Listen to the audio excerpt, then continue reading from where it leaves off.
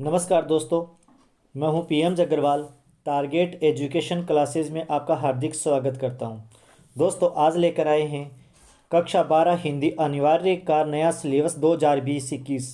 यानी 2020-21 में होने वाली परीक्षा में कितना सिलेबस हटाया गया है और कितना सिलेबस रखा गया है। तो देखते हैं इस बार यानी 2020-21 में होने वाली बोर्ड परीक्षा के लिए सिलेबस। तो जो हटाया गया है, माध्यमिक शिक्षा बोर्ड राजस्थान अजमेर परीक्षा 2021 के लिए हटाया गया भाग, यानी यहाँ पर 2021 में जो भाग हटाया गया वो है, तो पुस्तक का नाम तो है व्याकरण। व्याकरण में जो पेपर में आता है वो खंड भाग 2 है। व्यवहारिक व्याकरण रचना में पद परिचय हटा दिया गया है, शब्द शक्ति हटा दिया गया है। अलंकार में जितने भी अलंकार थे उसमें रूपक, उत्प्रेक्षा अलंकार, उदाहरण अलंकार तथा विरोधाभास अलंकार हटा दिया गया, यानी इस बार सिलेबस में नहीं आएगा। और पत्र व प्रारूप लेखन में ज्ञापन और अधिसूचना नहीं आएंगे। पत्र में जो अलग प्रकार के पत्र हैं जो हमें दे रखे हैं, जैसे अर्थशास्त्र के पत्र विज्ञप्ति, ये आएंगी, बल्कि ज्ञापन और अधिसूचना नहीं आएगी। तो अब देखते हैं माध्यमिक शिक्षा बोर्ड राजस्थान अजमेर परीक्षा 2021 के लिए संशोधित पाठ्यक्रम। हमारा संशोधित पाठ्यक्रम कौन सा है? देखो, प्रश्न पत्र तो एक होगा, आपका समय 3.25 घंटे का होगा, प्रश्न पत्र 80 नंबर का होगा, और सत्रांक यानी जो स्कूल से भेजे जाते हैं अर्धवार्षिक परीक्षा के सत्रांक वो 20 नंबर के होंगे। टोटल हो गया पूर्णांक आपका 100 नंबर का। अब इसमें इस बार परीक्षा में किस किस प्रकार बांटा गया है वो देखते हैं। तो सबसे पहले देखो, अधिगम क्षेत्र में अंक, अधिगम क्षेत्र और अंक, यानी अपठित बोध, जो आपके अपठित बोध 8 नंबर का आएगा, और व्यवहारिक व्याकरण एवं रचना वो 16 नंबर की आएगी पेपर में। पाठ्य पुस्तक सर्जन, यानी 12वीं क्लास में जो सर्जन पुस्तक है, प्रथम पुस्तक है, उसमें से 32 नंबर का प्रश्न आएगा, 16 नंबर का गद्य भाग से और 16 नंबर का पद्य भाग से। इसके बाद में पीयूष पर्व हमारी पुस्तक है, उसमें से 12 नंबर के क्वेश्चन, और एक पुस्तक और है संवाद सेतु, उसमें से 12 नंबर के प्रश्न आएगा। इस प्रकार से हमारा टोटल हो गया 80 नंबर का। आप देखते हैं आगे किस प्रकार वितरित किया गया। तो खंड एक में अपठित गद्यांश 4 नंबर का होगा। अपठित गद्यांश जो आपके द्वारा पहले कहीं नहीं पढ़ा गया हो, यानी पुस्तकों में नहीं आया हो, वो 4 नंबर का होगा। और अपठित पद्यांश भी 4 नंबर का होगा। अपठित गद्यांश भी 4 नंबर का होगा और अपठित पद्यांश भी 4 नंबर का होगा। इनमें 2-2, 3-3 क्वेश्चन पूछे जाते हैं, और प्रश्न उन्हीं गद्यांश और पद्यांश में से पढ़कर आपको देने पड़ते हैं। वो तो बहुत ही आसान क्वेश्चन है। अगला खंड 2 यानी व्याकरण में पहला प्रश्न होगा आपका भाषा व्याकरण एवं लिपि का परिचय। ये 2 नंबर का प्रश्न होगा, बहुत ही छोटा सा प्रश्न आता है, बहुत ही अच्छा क्वेश्चन आता है। दूसरा है पद परिचय।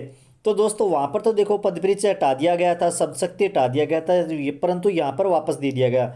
इसका मतलब ये नहीं कि परीक्षा में नहीं आएगा, एक छोटा सा प्रश्न आएगा पद परिचय में से और शब्द शक्ति में से। शब्द शक्ति में से एक बहुत ही छोटा सा प्रश्न आएगा और वो आपको सरल करना है। इसके बाद में अलंकार में अनुप्रास अलंकार, श्लेष अलंकार, यमक अलंकार, उपमा अलंकार, इनमें से कोई एक 2 नंबर का प्रश्न आएगा। 4 है हमारे पास, अनुप्रास अलंकार, श्लेष अलंकार, यमक अलंकार, उपमा अलंकार, जो बहुत ही सिंपल है, बहुत ही साधारण है। इनमें से कोई भी एक आपको 2 नंबर का प्रश्न पूछ सकता है। इसके बाद में पारिभाषिक शब्दावली है 2 नंबर की, यानी इंग्लिश का वर्ड दिया होगा, इसका हमें उच्चारण और अर्थ लिखना होगा। इसके बाद में पत्र प्रारूप लेखन, जिसमें अर्थशास्त्र के पत्र, निविदा और विज्ञप्ति, ये 2 नंबर का प्रश्न आएगा। इसके बाद में निबंध विकल्प सहित, यानी 4 निबंध दिए होंगे, उनमें से आपको एक चुनना है जिसके बारे में आप ज़्यादा से ज़्यादा लिख सके और अच्छा से अच्छा लिख सके। ऐसा निबंध आपको चुन करके करना है, और वो 4 नंबर का आता है।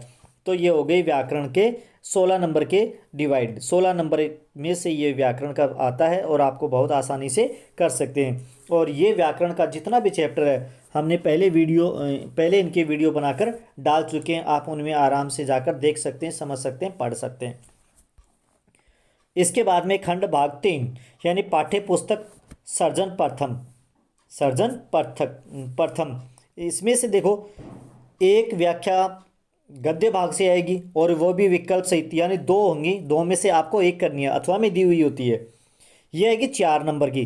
इसके बाद में है एक व्याख्या पद्य भाग से, वो भी विकल्प सहित, ये भी 4 नंबर की है। इसके बाद में दो निबंधात्मक प्रश्न, दो निबंधात्मक प्रश्न होंगे, एक गद्य भाग से और एक पद्य भाग से, ये 4-4 नंबर का होगा। तो दोनों प्रश्न 8 नंबर के हो गए, एक प्रश्न पद्य भाग का होगा और एक प्रश्न गद्य भाग का होगा। इसके बाद में 4 लघुत्रात्मक प्रश्न, दो गद्य भाग से और दो पद्य भाग से, ये होंगे 2-2 नंबर के, 4 प्रश्न हो गए, 8 नंबर के ये हो जाएंगे।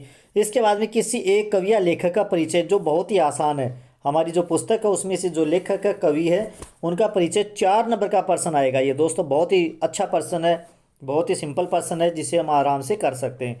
इसके बाद में दो अति लघुत्रात्मक प्रश्न, एक गद्य भाग से और एक पद्य भाग से, यानी 2-2 नंबर के 2 प्रश्न होंगे, 4 नंबर ये हो जाएगा। तो दोस्तों जो बच्चे पढ़ने वाले होते हैं वो सिलेबस को ध्यान में रखकर फिर कंप्लीटली तैयारी करते हैं और अच्छी तैयारी करते हैं, अच्छे मार्क्स भी प्राप्त करते हैं। अगला खंड 4, पाठ्य पुस्तक पीयूष पर्व। पीयूष पर्व हमारी जो द्वितीय पुस्तक है उसमें से एक प्रश्न आएगा निबंधात्मक, वो भी विकल्प सहित, यानी 2 प्रश्न होंगे, 2 में से आपको एक चुनकर करना, वो 6 नंबर का होगा। इसके बाद में 4 लघुत्रात्मक प्रश्न में से कोई 3 प्रश्न करने हैं, 4 होंगे, आपको जो भी अच्छे लगे वो 3 आपको करने, 2-2 नंबर के होंगे, 6 नंबर के प्रश्न ये हो गए। इसके बाद में है हमारी जो पाठ्य पुस्तक है संवाद सेतु, यानी वो खंड 5 में होगी।